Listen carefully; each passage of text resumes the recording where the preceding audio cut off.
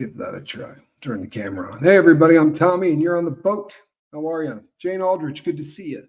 Dee Dee Razzle Dazzle. You know, I was in someone else's chat today, and I ended up there for literally 2 seconds. I don't even know how I ended up there. You ever have that happen? Like you're trying to search something on YouTube, and the next thing you know, you're looking at someone's live stuff, and somebody popped in and said, I just want to thank you for not for getting to the point so that I don't just sit and listen to you call people's names out for 20 minutes. So if you want to come back about 10 minutes, I'll probably be done calling out people's names. I'm not as big as some of the other people. Dee Dee, good to see you. Jane Aldrich, glad you're here. Hello. Hope Between the Dreams. How are you? Jason P., good to see you. Planning on seeing you at the festival next year. Looking forward to it. Shelly Kelly, good to see you. How are you? I'm glad you're here. Shannon Smith. Brewsty. Brewsty, thank you for the email. Appreciate it. Sweet Liberty. Charlie Muffins. How are you, Charlie Muffins? Glad that you're here, brother. Charlie's been here forever, people. My very first sub. Jennifer Folsom. Glad you're here. You know, it's amazing if you think about it. He's literally been here that long. That's a rarity in YouTube, where on Monday people like you and on Tuesday they don't. So it's pretty remarkable that some of the people here have been here as long as they have. And I appreciate you guys. I really do. It's pretty incredible. It really is pretty incredible. Hey, Squirrel Nut. Come here, kitty. There she is. She came up the back way.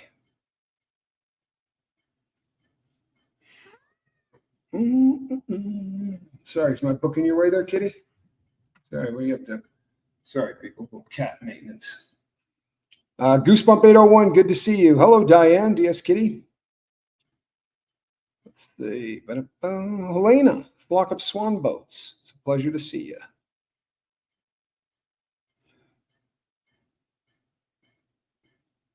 Kristen Melinda, good to see you. Kim Roy, how are you? Hello, Lisa Trimble. It's good to see you. Always a pleasure to have you here, Lisa. Allison Metcalf Palumbo, what's happening? Kestrel, there you are. Gemini Girl 65 is here. Awesome. Hey, Tony Suter. Gina Marie Torino, Karma Chameleon. Good to see you. Kenya, good and green. Love Kenya. Lena in Love. Whoop, whoop. Here we go. Cup of coffee.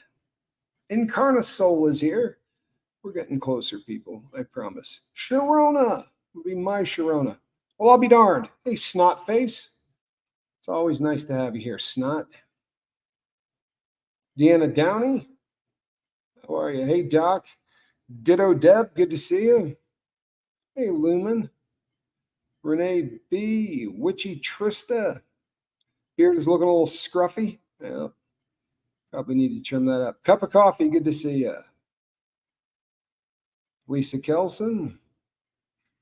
Just finished watching Reese's live from earlier today. Well, that's good. And you love us both. I appreciate that. I really do. That's very kind of you. Indigo's Insights. Feeling better. No, I'm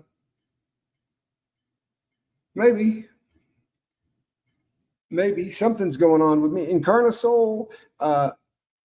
Hey, Donna. I would not say that that I'm better yet, but I'm working in that direction. I'm spending a decent amount of time trying to get myself fixed up. Hello, Kathy. Milwaukee, good to see you. Can't leave my other favorite grifter tax. Well, thank you so much. I do like anything that bothers the haters. And boy, there are haters. I'm just getting back to my therapist after Milo died in May. I'm nervous and looking forward to my appointment this week. Well, hello, Anna. I hope that it goes well for you, Snot. It is always tough. It's tough when you work with a therapist over an extended period of time and then you stop. really is it's a difficult thing to start up, but you know that, right? So you're going in with that with the mindset that this is gonna, maybe take a few sessions or before you're back into the swing of it. So I would I don't know. I would enter into it and just knowing that this is going to be a journey. You got this. Cinderella's glass slipper. Good to see you. I sound really sad. Well, how about that? Carol Ann, good to see you. Hey, Nick, what's happening? Ivy's mama's here. Glad that you're here. I do like. Hey, Catalina. Well, I'm sorry if I'm sounding that way. Really, I am.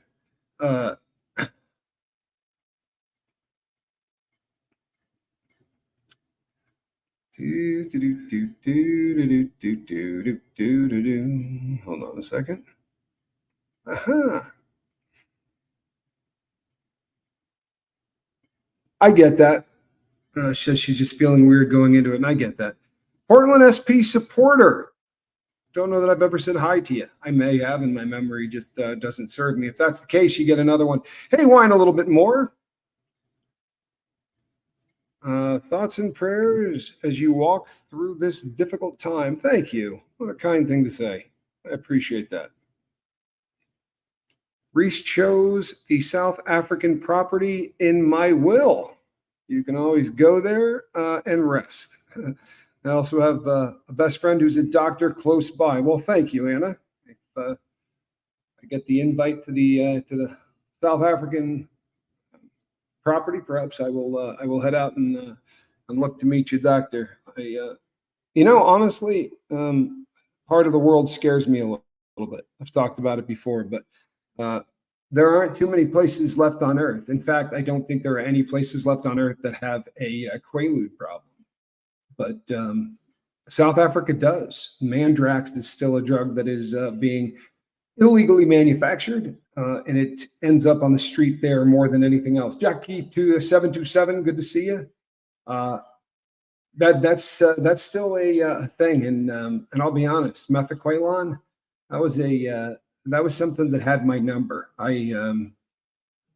Just being really honest, that was something I enjoyed the crap out of, and it caused problems in my life. I think that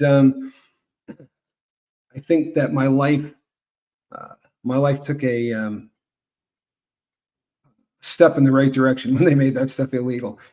You talk about a drug, and I'm a libertarian at heart, people. I really am. If somebody wants to do drugs, I don't think it should be a law that stops them from doing it. The longer I do this, the more I believe that prohibition is not helping us in this war on drugs. It's doing the exact opposite. The prohibition has made the drugs so valuable that people are willing to lose their lives in the process of trying to smuggle it here, walking through deserts that are, literally like going through a blast oven for days on end.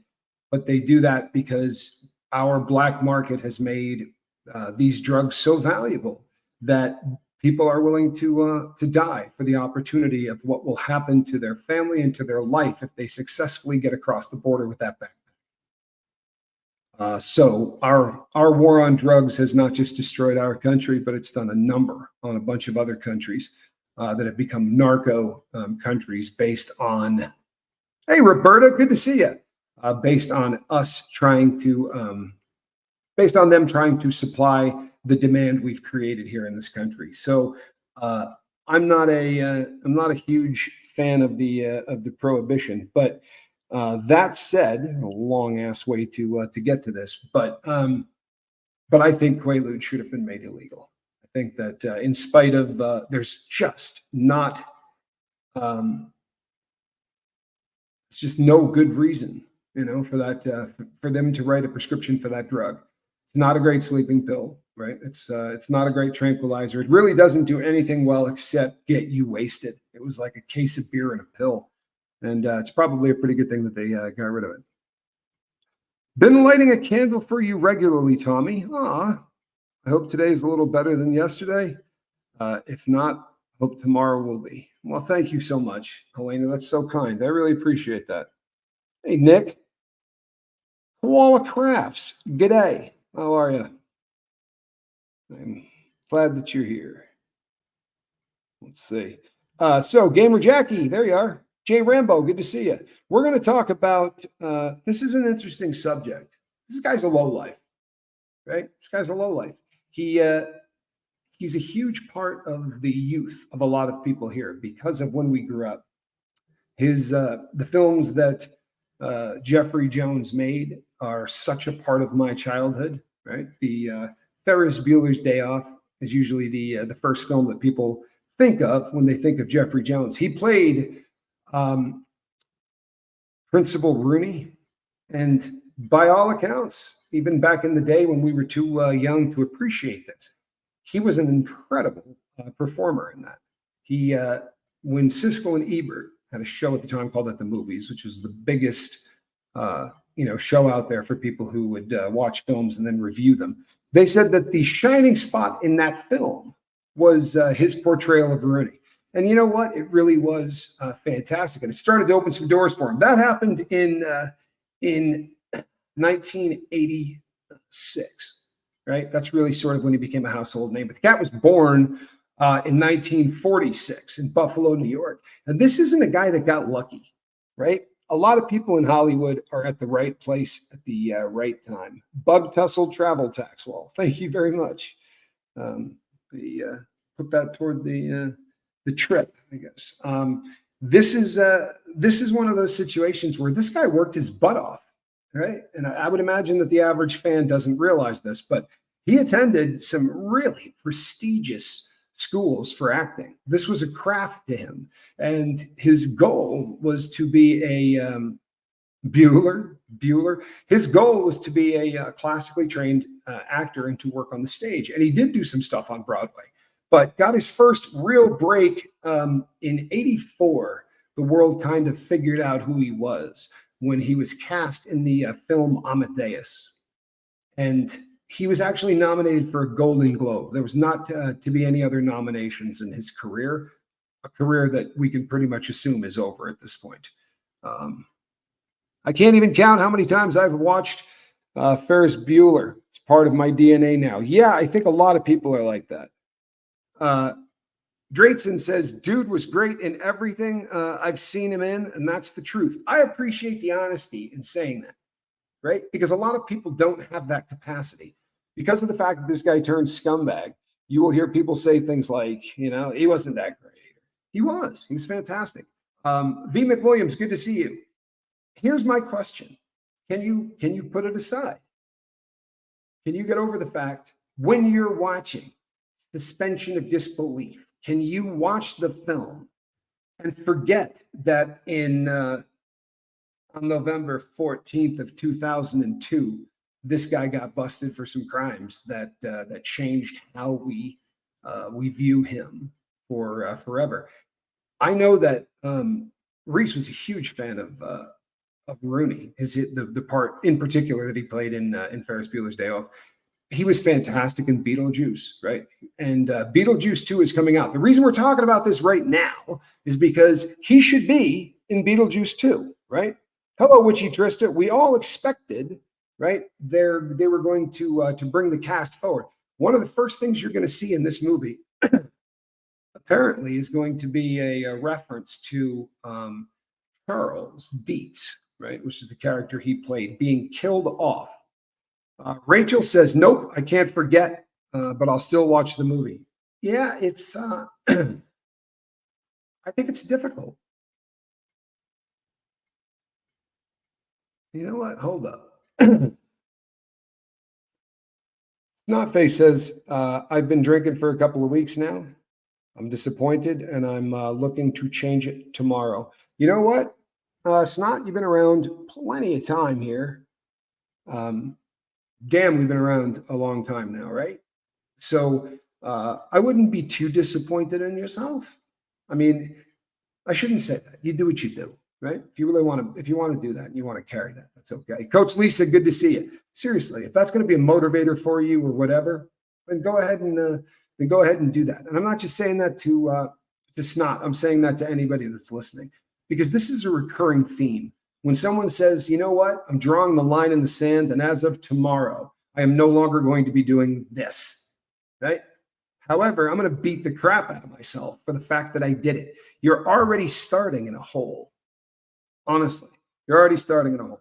When we decide that we're going to put an addictive chemical in the rearview mirror, I think we can assume that that's a shit chemical. Pardon me, right? This is a bad.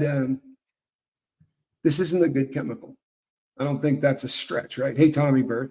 So we know that what you've been doing probably isn't in your best interest. You know that. Right? Everybody knows that.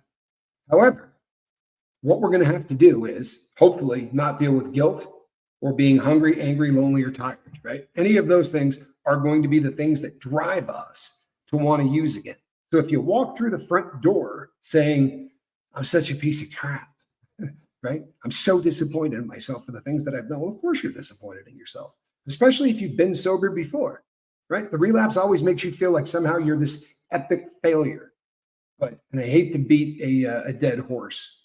Never like that phrase. But I hate to labor this point, right? Because we talk about it an awful lot. But if we were having a Panda Kelly, if we were having a discussion today,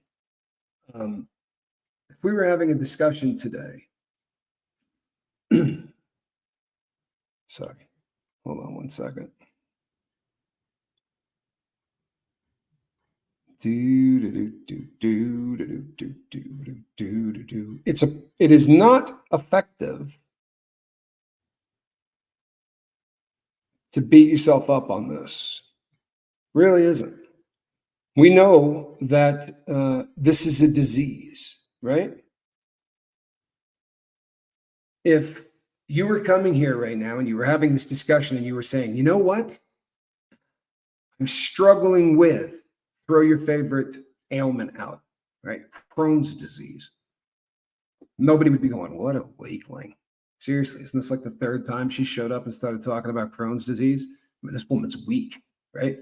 Absolutely no self-control. Absolutely no blah, blah, blah. Right? But our disease is unique. Our symptoms are more offensive, right? To watch at a distance. Instead of somebody just going through and working, with pain and suffering and all the things that we take for granted with every other disease. Well, on top of that, we have symptoms that the rest of the world can notice from a distance. We do things that we're not proud of, but it's still the fault of the disease. And as much as we all seem to understand that concept, it's very, very, it's interesting how quickly people that have that concept drilled into them. And they will sit here and say to every other person that walks onto this boat, hey, don't beat yourself up, right? Don't. It's counterproductive. Yeah, draw a line in the sand. And I'm not saying you did nothing wrong either. You did. You absolutely did. But let's get over that. Because what we have to do is we have to go forward with as close to a clean slate as we can. Because if we don't, right, it's just going to keep driving you back to doing that which you are trying to quit. Wizard of Oz, good to see you. Glad that you're here. Welcome to the boat. You understand what I'm saying? Hey, Sarah, and I'm not trying to make excuses for anybody that is using, right? We could use me as an example. If I'm putting needles in my arms, that's pretty horrendous crap, right? It means that I have failed in my mission of remaining sober.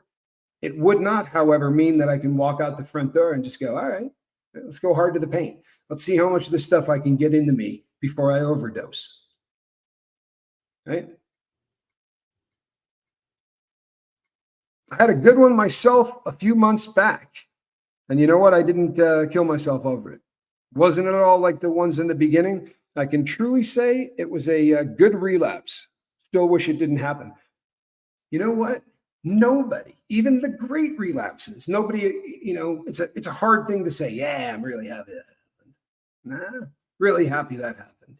That's just something that is almost impossible to say,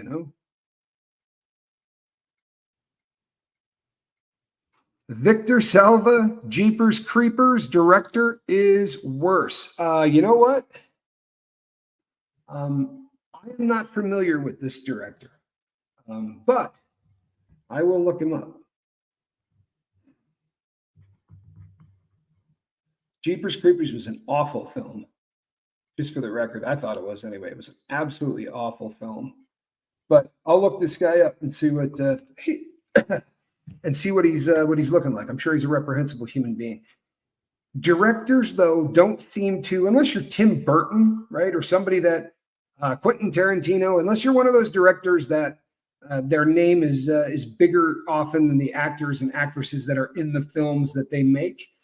Unless you're one of those people, it's a little bit I don't know. They don't seem to stick in our brain as much. Scary story involving major director Francis Ford Coppola. Well, I'll be darned. I will deep dive that. Really, I will. That's right. Mary Gonzalez says it's not how many times we fall, it's how many times we get up. And do you know the proof of that, people? The proof of that is you're here tonight listening to me talk about these things, right? And it took me 3 decades to get sober. Right? I mean, I got to be the slowest learner in the room. And I'd love to be able to tell you that there was this epiphany that happened to me, right? At the age of 46, when I went, oh God, I got to quit this stuff. But that epiphany happened to me when I was in my 20s. I just continued to do what I was doing for decades longer. Kristen Melinda says, I enjoyed Tim Burton during Edward Scissorhands, Nightmare Before Christmas, and Batman. Not so much later on, just personal preferences. You know what? That's fair. I personally, there's some of the stuff that he did later in his career I dig. Believe it or not, the Alice stuff, it's fun to watch those films. I think that they're well made. As an Alice lunatic, as a real fan of the stories from the original, they fell really short. In terms of what the tribute to the original, I think was not fantastic. But that's just my humble opinion, you know. Nice news from our house. My husband Roger and I are celebrating our 40th anniversary today. I'm in love with a wonderful guy. You know what, Jill? That's awesome. It really is. How cool is that? Hey, Lenny. Hey, Spike. I love the fact that you're still in love with the man that you married. I think that is absolutely beautiful. Karma Chameleon, have a good evening. Thank you so much for spending some time with us. I'm sorry that I started late.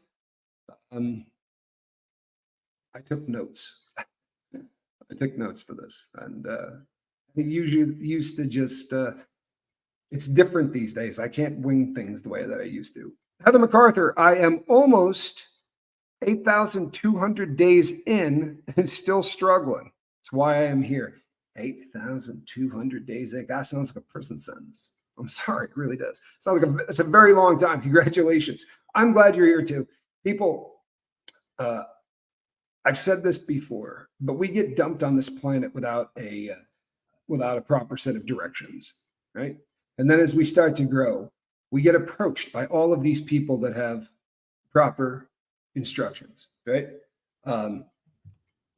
LRH claim to have proper instructions, right? All of these, there's a lot of different religions and gurus and people that are going to tell you exactly how to live.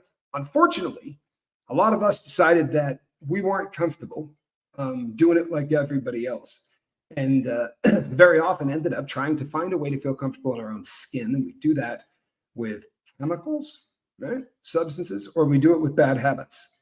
Either way, doesn't really matter because it puts you in the same boat. Yeah, you're here. You enjoyed Alice in Wonderland and Willy Wonka. Tim Burton's take was different, and I like different sometimes, and I appreciate that. And like I said, I did enjoy the films. I did.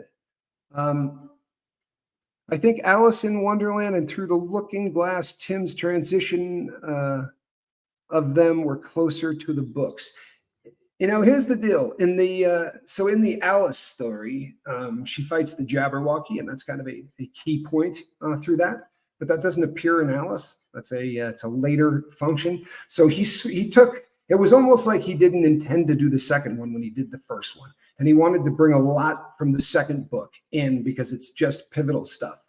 And then he made a second one, and it's I enjoyed them. I really did. I enjoyed both of them. I just didn't think they were a great representation of the books, but they were fun to watch. You know, they really were. They were fun to watch. Wango Tango. Didn't know if that one would get brought up. So here's the deal on this. This is kind of as I'm deep diving. As I'm deep diving the former principal from Ferris Bueller's Day Off.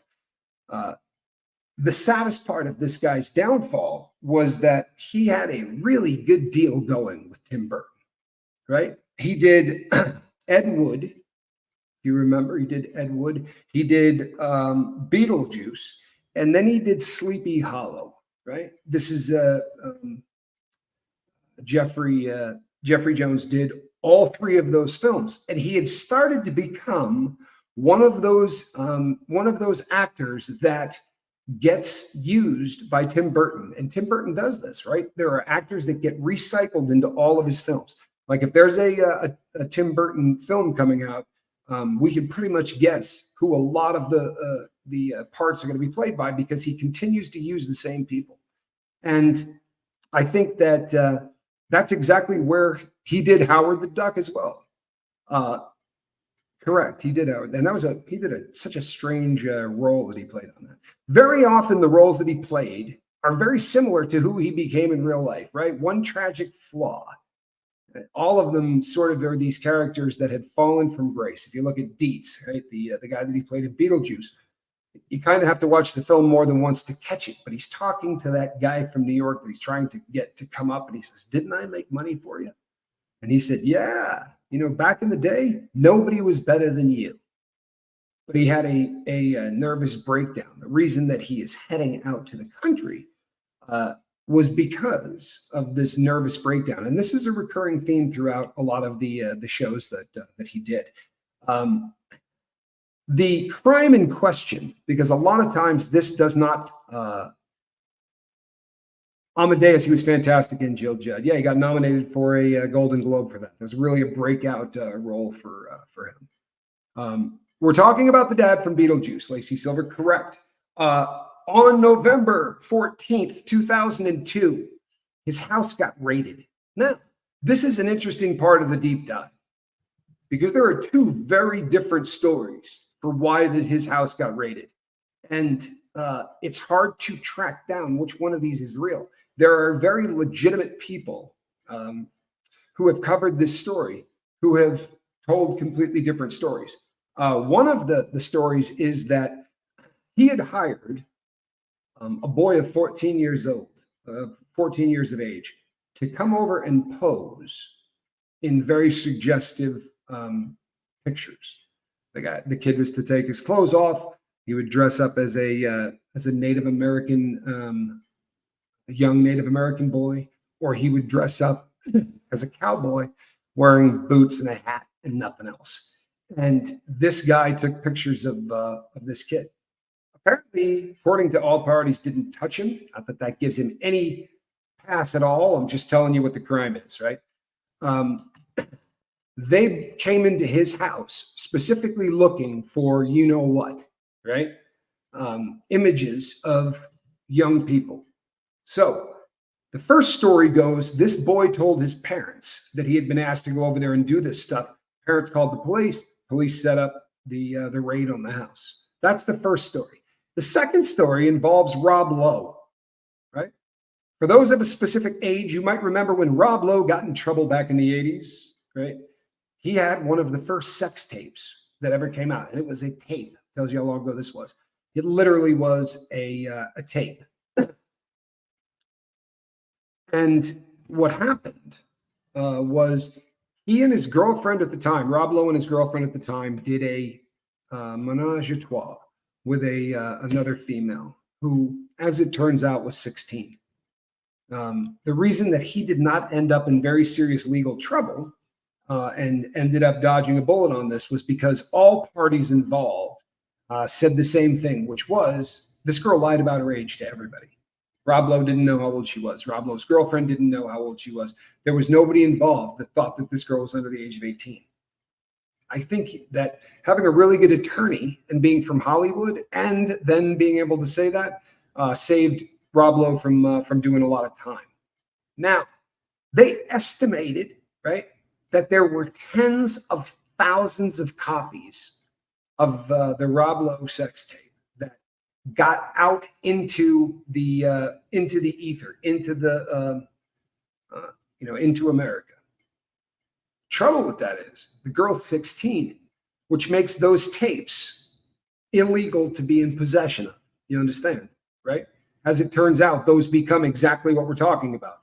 Images of people under the age of 18 involved in sexual activity, right? So rumor two is that they were going in there to look for a Rob Lowe tape. And in the process of looking for that tape, they came across this, the tapes and the images that he had from when he hired this kid. Now, if you believe that part of it, they also raided the house of Pee Wee Herman. And I hate to talk ill of the dead, but the rumor is that when they went in and said and raided his house, he may have said to them, I know where you can find one of these tapes.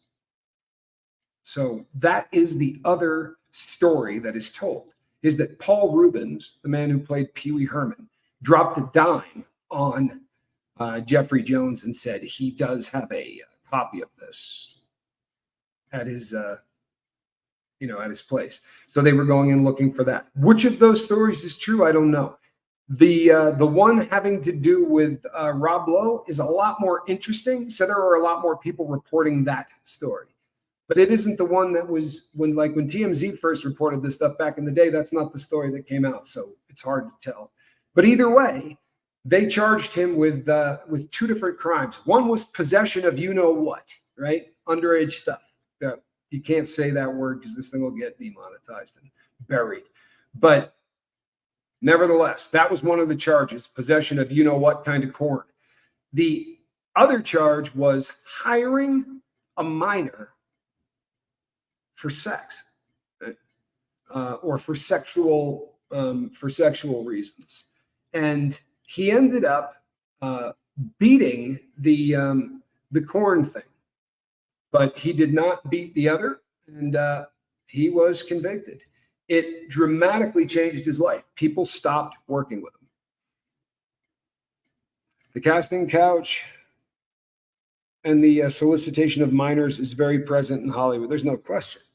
There's no question. If 2024 and 2023 showed us anything, right, it's that this has been going on since Hollywood started.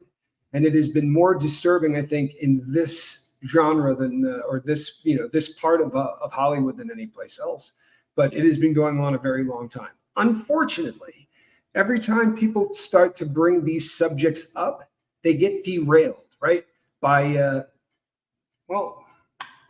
stupid drama that usually doesn't have anything to do with anything, right? Corey Feldman. Corey Feldman has been telling people for decades that he's going to drop a book with a list of all of the people in Hollywood who are really bad when it comes to this. And, then he'll go on talk shows and say, yeah, but I need 10 million. Get me 10 million, I'll make a movie about this. And it just sort of washed out a lot of the momentum, because there was a period of time where people were really barking on this. They were really starting to get traction. Then last year, all of the dirt came out concerning Nickelodeon. We've done some shows on that here. Disturbing as hell, the way that the kids, especially the 90s stars in Nickelodeon, were being treated by some really low-life people that don't seem to have been punished in any way for this. In all honesty, you don't see any of these people sort of being taken down, and it's disturbing because once again, if you follow drama on YouTube, the people who were actors back then, who were all victimized, are now sort of elevating this to a, it's disturbing how much people have tried to take things like trauma and monetize it. I'm sorry, but there's a lot of stuff out there right now of people that the Eat Predators situation. If you guys have followed anything that's going on over there with Eat Predators, same kind of thing, right? Hey, DJ Daddy-O, good to see you, Mr. T. Same kind of stuff, right? Where now instead of talking about what we should be talking about, we're talking about arguments between two content creators who are cursing back and forth at each other, and it tends to take away from what the serious subject matter ought to be. Corey Feldman did try to come out with his story in 2009. However, there was someone allegedly involved in his project that messed up the process for the release of his film. I'm going to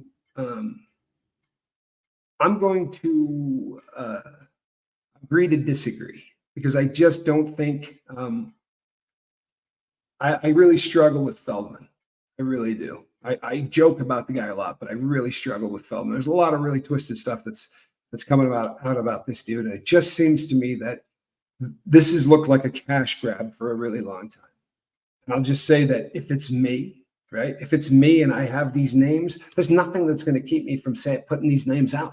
These are people who victimized me and caused one of my friends to unalive themselves, like all of the stuff that he tells of the stories about all of this. But you're going to park on those names for decades because you didn't get enough money to get your project up and running. Sounds like BS. That's just my opinion, but that sounds like BS. And that's really what I was trying to get at when I say that this kind of stuff takes away from, man, list the names. Let's go after these people. You know, and even when we know these people's names, what's Singer's first name? Is it Brian Singer? I mean, the whole world has been talking about who this guy is for decades. There's a lot of really bad people that seem to dodge the bullet. Jeffrey did not. This absolutely decimated his career, and I think he got a really good dose of what it feels like when Hollywood turns its back on you. Because nobody even said anything, right? They couldn't even get people to make a statement. You know, Tim Burton was asked, "Hey, Mom, good to see you." Tim Burton was asked specifically, "Hey, you know, the charges," and he just did the, "Yep, not even going to say anything about this." But he was forced to take some really, really low budget, like straight to video kind of movies. His career didn't end; it just theoretically ended. Who's Your Caddy, I believe, is the last time he had what could be called a pivotal role in a film, not something that he did very short, would have been Who's Your Caddy? I don't know if you ever saw that, but it's awful. A lot of farting, a lot of fart jokes in that. It's very lowbrow kind of humor, but hey, he's still trying to work, I guess. His net worth, as of today, they claim his net worth to be $2 million. Gives you an idea, right? With all of the films, this guy's film catalog is unbelievable, right? He did a ton of stuff. And as a, not that, look, it's not like he's not going to be able to pay the bills. $2 million net worth isn't awful, right? But nevertheless, yeah. I think the problem is the higher up someone is, the harder it is for one survivor to take action against them. If others don't back them up, it can get derailed quickly. I think that there's probably some truth to that, right? I believe that. I think that, and I think that this is something that was so ingrained in Hollywood, but it's one of those things that, sadly, right? If the stars don't line up for the perfect unveiling of the dirt that you have on people that are victimizing kids, maybe you just need to pull the trigger anyway. Because if you wait 10 years or 15 years, hi, my sister, George, if you wait that long, then your credibility goes out the window, right? The second that it happens, really. Kristen Melinda, perfect segue. Kristen Melinda says, I was really bummed out by Kevin Spacey. I was too. I'm not at all messed up to say that Kevin Spacey was hands down my favorite actor in Hollywood. Loved him. Probably The Usual Suspects is what really did that for me. Hey, Miss Dragon, good to see you, my sister. Kathy, thank you so much. Sharing the love. I appreciate you so much. I really do. Thank you. That's huge. That is absolutely huge, and I appreciate it. This is something that I'll tell you straight out. I can watch Kevin Spacey movies, and I can forget that he did what he did while I'm watching the art. For real. Quibsy and I watched a Kevin Spacey film together, and the second it was over, we found ourselves having a conversation about it. Yeah, great. Just an absolutely great story. K-Pax was another great one. Newsflash, I am not the only person who uses AI to make songs. Okay, I'm done now. All right. He's gone on the record. All right, everybody hear that? It's on the record.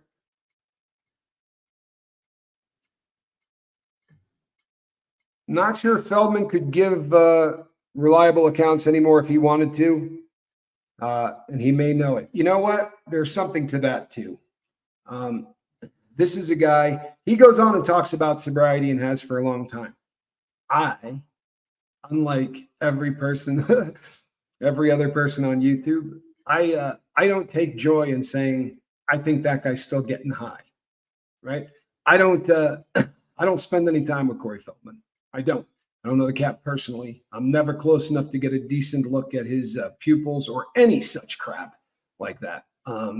So what I'm going to say is, I don't know whether or not Corey Feldman is partying. I don't. His lifestyle would lead me to believe that he is, right? There's a lot of people that say a lot of bad stuff, and there are some people that are coming out that say they were victimized by him. And yeah, it's but it is what it is. Good night, Ben. Thank you for stopping by, and continue to make your music, man. I don't take any crap for that. Hey, Cheeky, good to see you. Sophomoric humor, says Franklin MC. Yeah, if you you need to see who's your caddy. You want some sophomoric humor? Hey. It can be hard for survivors because they may not process that what happened to them was a crime or trauma. If they were isolated or driven away from other victims, it takes years to come forward.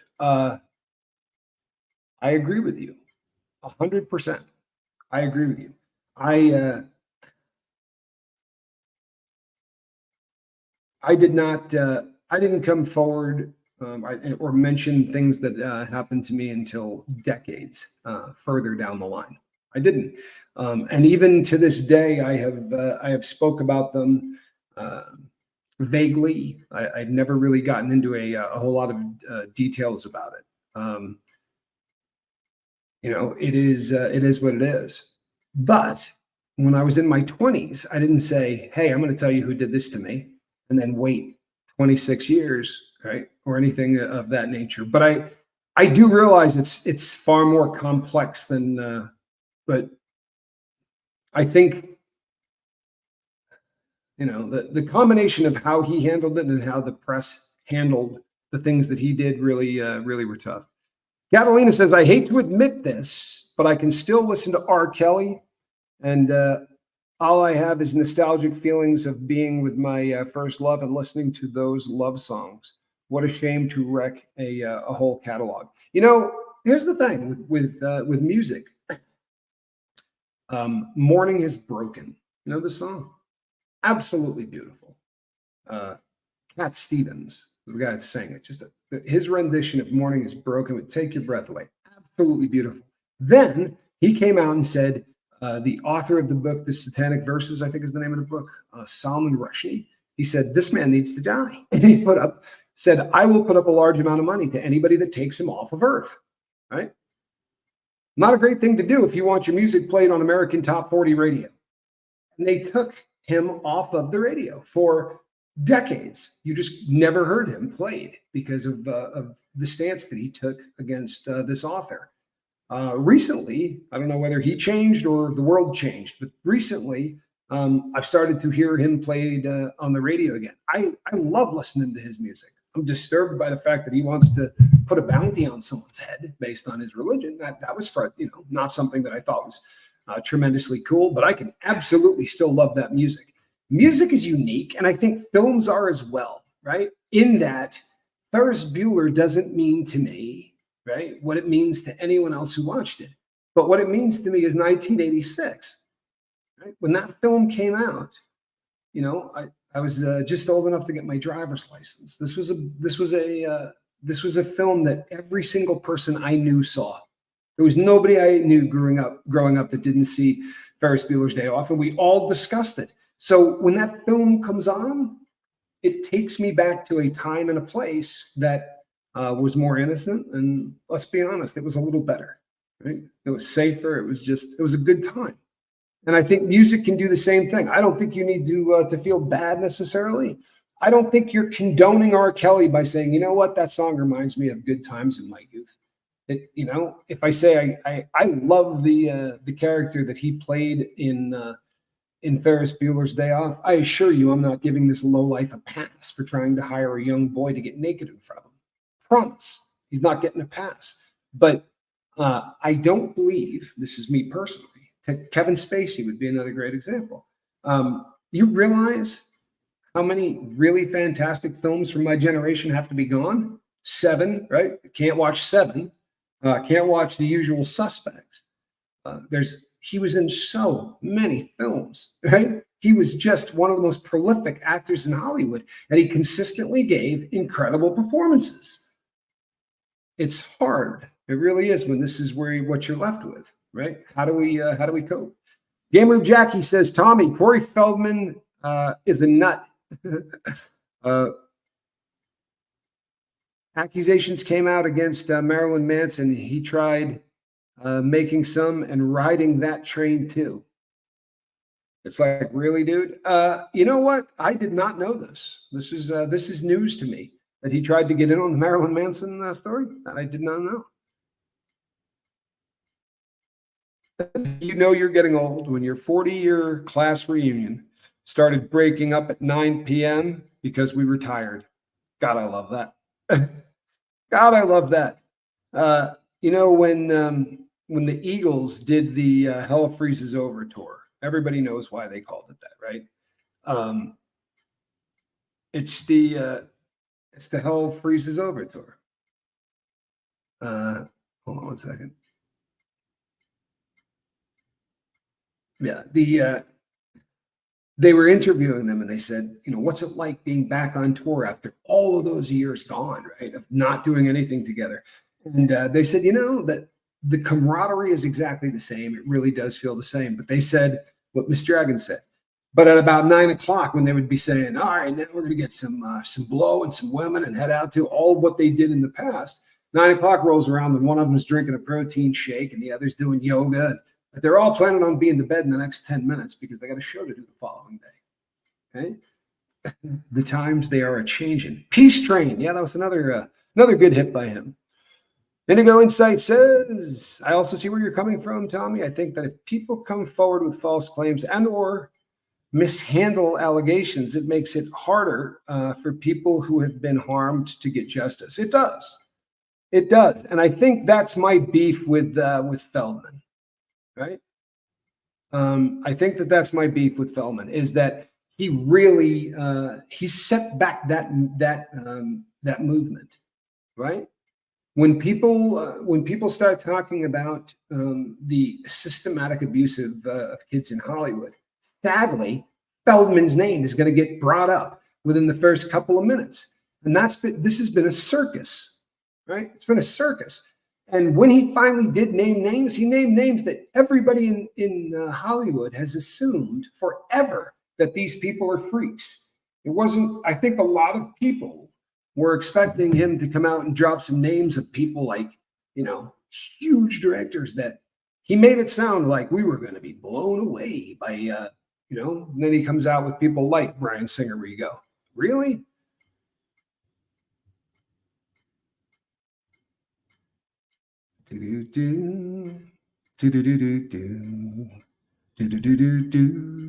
Mile High Hokie says, one of my favorite poems by Yeats ends with, the question, how can we know the dancer from the dance? Well, this is really an interesting question, right? Because this is why this fascinates me, for real. This is not, I hate to sound like this, but from a true crime stance, this isn't a fascinating case, right? There wasn't a whole lot of investigation. They raided his house. The guy was busted. He instantly pled guilty. There's not much to this, right? What makes this interesting to talk about is what it's done to us, right? For real. So Beetlejuice, for a lot of us, this is a film that means something, right? Beetlejuice means a hell of a lot to me. You've heard me clown about it. I really dig the film, right? I always have. And I waited forever for Beetlejuice 2 to come out. Now it's took a little bit too long. I'm not going to be able to watch it, unfortunately. I'll listen to it. But this man's screw up removed him from a film that I promise you would have been better if he was in it. Would have. I mean, as an actor, not as a human being, obviously. As a human being, the film would have taken a giant step backwards if he was in it. However, from an art standpoint, that film would have been better with Charles Dietz in it because Charles Dietz was a massive part of the first one. Let's be really honest. Dude was a star, right? Within the framework of that film, he was fantastic. Catalina says, I was a huge fangirl of Corey Haim. I sent him fan mail, and he sent me back a signed picture postcard with a note on the back. Thanks for being a fan. I love you, Corey Haim. Oh, my God, you were hooked. Oh, my God, you were hooked. There's no turning back. That's a terribly sad story.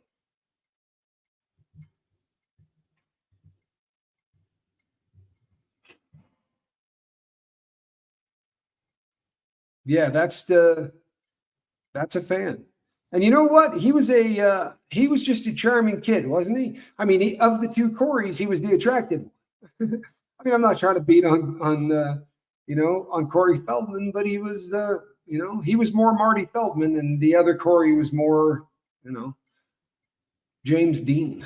And I think that he was just but it was really pretty sad to see what happened to him as well,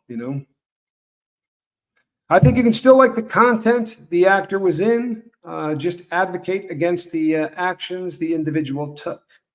It would be impossible to boycott every single thing. You know what? Interesting thought, though, isn't it? Because I do believe that we're trying to do that, aren't we? I mean, we really are. Give you a great example, right? The terrible case in Pennsylvania with the coach of Penn State, right? When they found out what had happened in the locker room of Penn State, and that it had happened under Joe Paterno's tutelage, right? Joe Pa, I believe the students used to call him. He had the best record of any coach in the history of college ball at the time. So they just took away all of his wins, right? Because of what he did. They said, those wins don't count. He went to championship games where students between the ages of 18 and 22 played for a championship for the entire country. If you happen to have won those, you're no longer the champion. How's that? Imagine them coming and saying, we took that away. What? Why? I rushed for 400. Yeah, but your coach a few years back did this, this, and this. So we're going to rewrite history. We're going to go in there and vacate all those wins. And now the most winning coach in history is, and the number 2 guy slid into the first position. Now, I don't think Joe Paterno was a good dude, right? I think the guy was a lowlife. But I don't think you rewrite history to make it sound better. What he did was reprehensible, right? But you don't rewrite history by saying, oh, it didn't happen. We'll just get rid of him, right? Tear down the statue, get rid of all the wins. How is that fair to those kids, right? They weren't doing anything in the locker room. But that's kind of a society that we're in these days, no? I'm sorry, but it's the truth. And I don't know. It freaks me out a little bit. The Eagles are one of those groups whose individual members are gifted, but together they are dynamite. Jennifer, I agree with you. I agree with you. And it made for a really fantastic concert because they come together and they do Eagle songs. And then, Joe Walsh would do Ordinary Average Guy, or he would do, everybody did their own hits and they just did it coming together. And yeah, hell of a show, man. Really a hell of a show. Enjoyed that as much as any concert I ever saw. I had the Corey Haim postcard authenticated, and it's really his handwriting and autograph. Aw, he took the time to appreciate and respond to his fans. Feldman wrecked Corey Haim during that reality show. You know something? I am a person that really doesn't like to put anything on anybody, right? You take responsibility for the things that you did, right? You take responsibility for the things that you did. However, I do think Corey Feldman had a hand in taking his best friend off of the planet. I think that if things had been done differently, there's a lot he could have done to try to help, and instead, I don't think he did. Instead, I think it was really awful. That decision was trash. They didn't even vacate OJ's stats. It's just a bad idea, right? What you want to do is go back through the history books and get a look at all of the people who changed history, right? Look at all of the people who got the positions of authority and said, we're going to change this, right? We're going to write this person completely out of history, or we're going to do whatever. You're not going to find anybody that was a decent human being that did that. Right? People who try to rewrite history, it's pretty friggin' ugly. It really is. It's ugly. And I don't think it should be happening. That's my humble opinion. It's a not so humble opinion. Well, Pete Rose, right? Who said that? Sweet Liberty. What a great example, right? Look, the guy screwed up, right? So he shouldn't be in the Hall of Fame. He didn't hit, 3,000 hits? He had a lot of hits, right? A lot of them. I know it was over 3K. I don't remember exactly how many it was. But, and Billy Joel wrote a song about him never getting in the Hall of Fame in the 70s, right? Late 70s, early 80s. And he's never going to get in the Hall of Fame. Not until he dies. And that's really what they said is, when he passes, they're going to put him in the Hall. They're just not going to do it while he's alive. That's cold. That is really cold. Now, in defense, right, of the league, that fool had 100 chances to just come clean. They gave him so many chances to just come clean, but ego's a tough thing. You know what I mean? And I'll tell you something else while we're on the subject of this guy, right? I remember watching a game, and they were celebrating his one of his milestones. I don't remember what it was, how many times he got on base or whatever it was, but there was that split second where the game kind of went on pause, so that they could all acknowledge what he had just done, which was a big deal. Hey, Tampa Bay. So his son came up and gave him a hug and a kiss. Boy must have been 9 to 10. And he said to his son in front of the camera and everybody else on earth, hey, son, men don't hug and kiss, right? And then he shook his kid's hand. And I'll just tell you that because of I don't know. At that moment, I decided I hated him, right? I decided that I hated him and that I probably wasn't ever going to like him. So I'm not particularly open-minded about Pete Rose. I think the guy should be in the Hall of Fame, right? I also think he's an epic loser. And sadly, it's good night, Milwaukee. It's probably one of those situations where he was treated that way, and that's why he's passing it along. But it's so sad to see somebody do that to a child that's trying to give you a hug and a kiss. It's really rugged stuff, especially when that child's your son. Just downright ugly. Hall of Fames are garbage. The Bee Gees are in the Rock and Roll Hall of Fame. That's the biggest slap in the face to rock music. Well, I used to say that the biggest slap in the face to rock music was the fact that Cheap Trick was not in the Rock and Roll Hall of Fame. That was really a bummer for me. Kiss at the time was also not in the Rock and Roll Hall of Fame. And I'll tell you something, not huge fans of Kiss, but they sure as hell need to be in the Rock and Roll Hall of Fame. It would be better if they let a person's story end with, and then he got caught doing XYZ instead of erasing it. Wouldn't that cause more of a sting to a famous person? You would think so, wouldn't you? Right? You certainly would think so. Yeah, he said that to his kid on national TV. He did. He said it on national TV. That's how I saw it. I was with my dad. And I remember my dad, well, I won't say what my dad said because he's not here to defend himself. And it might get me demonetized. My dad was not happy. It really bummed him out. Tampa Bay, you're welcome. And I'm blessed to have you as a friend. It's I definitely get more out of that than you do. Jeremy, if you think that's an issue, says Incarnasol, Mariah Carey was on the last ballot. Name me one rock song she ever sang. I can do this. I can do this. All I want for Christmas is you. Isn't that her? Isn't that a Mariah Carey song? I don't know that I can name any other Mariah Carey song. The quickest way to ruin Feldman's legacy is to play one of his recent guitar solos. I've come full circle on the Corey Feldman thing. Feldman is definitely punking us. He really is. For the longest time, I didn't think that was the case, but he is. And I'll tell you how I know this, because I have now seen him screw up the exact same way, right? In 3 different places, like different parts of the country, where he has to put his hand up to the rhythm. It's like a Michael Jackson thing. And he does it at the exact wrong time and then tries to fix it with his hands. It's the most embarrassing thing you've ever seen. He's done it 3 times. It would have to be done intentionally. Nobody could make that mistake 3 times. It just couldn't be.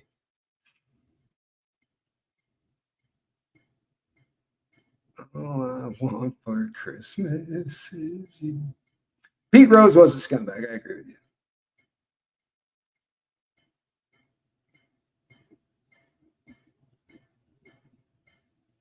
Yeah, there are also, there are people in the industry.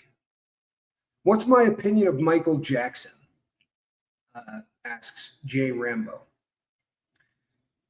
Honestly, my opinion of Michael Jackson is that I don't know what took place. I don't, right? I do know that after the first accusation of Michael Jackson, right? Parents then brought their kids to his house and dropped them off there, knowing what had just taken place, that he had just been to court and had been accused of all of those things. And I believe that the parents that brought their kids by after that were coming over for a paycheck. I think that those parents dropped their kids off in hopes of being able to get millions of dollars out of Michael Jackson. That's my opinion. As a parent, right? Whether I believed that he was innocent, not guilty, but you think I would take Spanky over there at 5 and drop him off? Neither would any of you. So it's got to make you wonder what the hell was going on. I'm not 100% convinced that the guy was guilty. I believe that his father, Joe Jackson, right, chemically castrated him. I believe that he gave him stuff to block his puberty so that he could continue to sing the way that he did. And I've heard interviews with people who knew him well that said the man had, he wasn't gay or straight or any such thing. He had absolutely no interest whatsoever in anything having to do with that aspect of life. And I tend to believe it, right? I tend to believe it. And it's an opinion, people. I got no proof, but I tend to believe it. The man built an amusement park in his backyard. That, from a psychological standpoint, screams to me that this was somebody that didn't have an opportunity to live his childhood. And I think that if you have all of the money in the world, and he did, it gives you an opportunity to try to live the things that you missed. And we see it with people like Feldman, right? He's blowing all the cash he's got to pretend he's a rock star. I think Mike just wanted his youth back. And I think he spent a lot of time around kids because they were the only people that didn't want something from him. I don't know what happened, but that's my opinion on it. He never had a chance to be a normal person. Boy, I'll tell you what, we can all argue the rest of anything that happens, right? But we can't argue that. He never had a shot at being a kid. Can you imagine, like, when I was 6 years old, I had this little thing that you would crank up, and a motorcycle would go out. It was Evel Knievel. It was, a little jump you would go over. It was the Evel Knievel stunt set. It was the most important thing on earth to me at the age of 6. Honestly, I would have killed you if you took it away from me. Nothing was more important. And we had several because my brother had one, so I could play with both of them. It was heaven. It was absolutely heaven. That's where I was at 6, right? And since then, I have done the bank robbery stuff and the drug stuff and all that. And now I do this, right? And I'll go someplace, like when we go in public, and I'll meet 35 people, right? 40 people, 25 people who know who I am. I don't know who they are, but they know who I am. And when I walk into the restaurant or I walk into wherever we're meeting, and you see every eye turn and you go, all of those people know who I am, right? I couldn't pick out one of them and go, oh, you're analytical Blarney, right? Because I've never seen any of these people in person, right? And then I think back, what would happen to me at 6 if instead of playing with that little thing, I was getting out of the back of a limo and hearing 600 women between the ages of 12 to 30 screaming my name and tearing their hair out? What would have happened to me? I don't think the kid had a chance. I think that I think he really I think he got screwed over in life, and it was a really sad ending. It's everybody has a really odd sense of what it means to have a good life, to have a great life. And he had a lot of money. I don't think he had a quality of life of any kind, right? The Snake River Canyon, I believe, is what you mean. He was trying to jump the Snake River Canyon. I watched it with my father. It was great. You're talking about Evel Knievel. So heartbreaking. His dad was a mess. Shame on him for how he treated his son. MJ's talent was a force of nature. I hope he was innocent. He sure paid the price. He did, didn't he? Yeah, he sure did.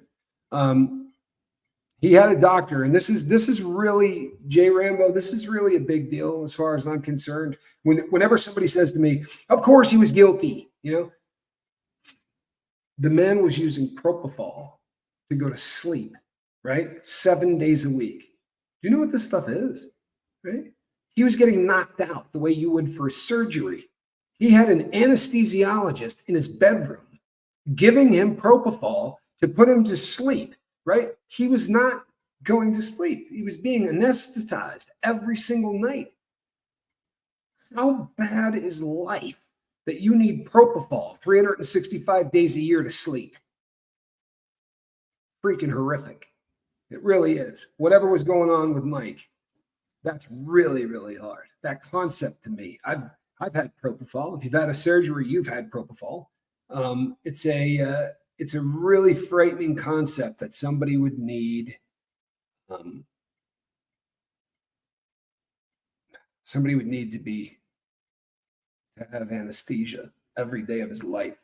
It's horrific. It really is. It's horrific. And I don't know enough about medicine. Right? I'm not a doctor. I'm a drug addict. But that can't be sleep, right? You're not getting, there's no rest happening. If you're being knocked out with propofol, your brain can't be doing the normal, working through what happens. We talk about this all the time on the boat, but your brain doesn't shut off. It doesn't work like that. The brain works around the clock. New science says that there is never a time where your brain isn't working. It works 24/7, right? 365 days a year. It never stops while you're asleep, while you're awake. However, if you raise the amount of nitrogen in a person's bloodstream, right? If you start mixing gas into somebody's bloodstream instead of oxygen as a way to bring them under, I can't imagine that's restful sleep, right? I cannot imagine that would be restful sleep. But that is frightening. It really is frightening to me.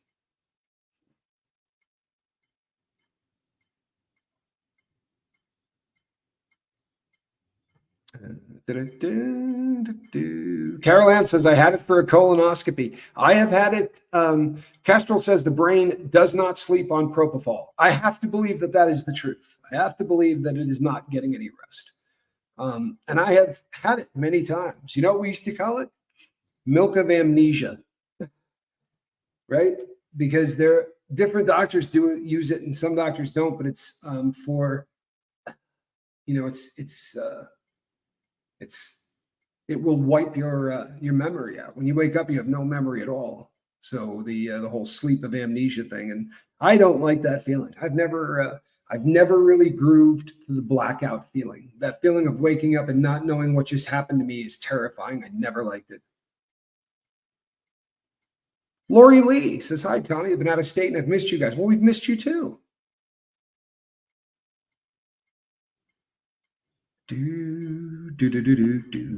Yeah, and you know what? If you deep dive his death, you're going to find that the fixer that showed up, right, when they found out that he was no longer alive, that guy that came out to fix everything was the same guy that showed up when Matthew Perry and a lot of other people. He's a guy that you call. P. Diddy apparently calls him all the time. When something bad happens, this is the dude you call. So there is a Mr. Wolf out there. Like, he really does exist.